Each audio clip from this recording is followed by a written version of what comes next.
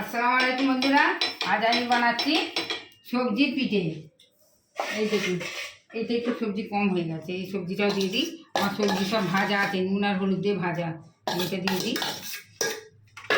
এতে দিয়েছি ময়দা আর চালের আটা, নুন আর অল্প চিনি। এই দেখুন আমি কিভাবে বানাচ্ছি আপনাদের দেখাই।